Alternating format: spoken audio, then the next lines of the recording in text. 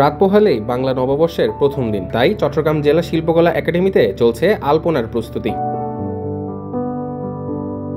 শিক্ষার্থীরা বিভিন্ন রকম আলপনার মাধ্যমে রাঙিয়ে তুলছেন শিল্পকলা ক্যাম্পাস।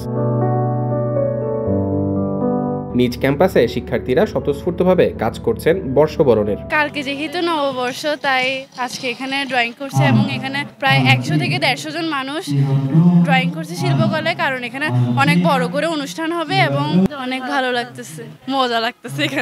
আমাদের এখানে নাচের অনুষ্ঠান হয়, গানের অনুষ্ঠান হয়, বিভিন্ন আবৃত্তির অনুষ্ঠান হয়। কাকিটা আমার তো খুব ভালো লাগছে করতে, যাতে আমরা এটা অনুষ্ঠানে অংশ হতে পারছি, এটা ভালো লাগছে। আর কালকে যখন আমাদের এখানে র্যালি আছে, এরপর আর বিভিন্ন অনুষ্ঠান হবে, মঞ্চে গান বাজনা হবে, এটা তো ভালো লাগছে। অনেক মানুষ আসবে, অনেকেই দেখবে, জিনিসটা আনন্দ লাগছে। এখানে অনেক ধরনের নকশা আছে যেগুলো আমরা বৈশাখী উৎসবে দেখতে পাই। এখানে অনেক আমরা আনন্দ করে আঁকছি, আমরা ভালোই লাগছে। নববর্ষকে কেন্দ্র করে নানান রকম অনুষ্ঠান অনুষ্ঠিত হয় জেলা শিল্পকলায়। নাচ, গান, আবৃত্তি ও মঞ্চনাটক সহ নানান রকম অনুষ্ঠানের প্রস্তুতি চলছে।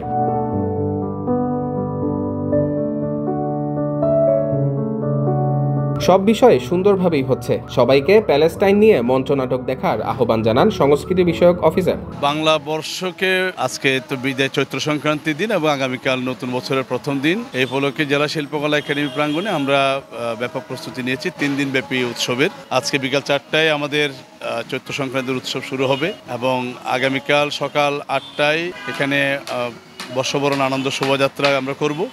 এছাড়া দিনব্যাপী সকাল থেকে একদম বিকাল পর্যন্ত আমাদের বিভিন্ন সাংস্কৃতিক পরিবেশনা থাকবে। সেখানে বাউল গান, দেশের গান, নৃত্য, লোকনৃত্য, আমাদের আবৃত্তি, বিভিন্ন রকমের পরিবেশনা এখানে থাকবে।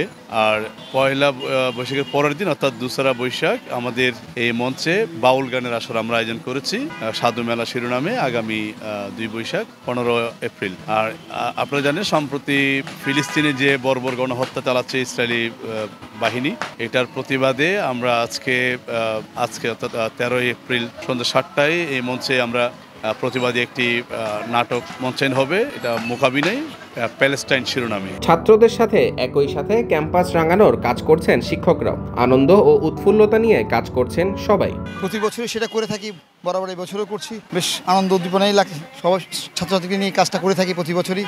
আমাদের কালকে 7টায় র্যালি বের করবো, এভাবে আমরা মোটামুটি প্রস্তুতি নিয়ে নিয়েছি। শুধু আজকে আলপনার কাজটা বাকি আমাদের। বেশ ভালো লাগছে। কালকে সকাল আমরা 7টায় এখান থেকে র্যালি বের করবো। র্যালি আসার পর সাংস্কৃতিক প্রোগ্রাম চলবে একদম 12:30 পর্যন্ত। নাচ, গান, আবৃত্তি, নাটক সব আমাদের শিল্পকলার ছাত্রছাত্রীর পরিবেশনা।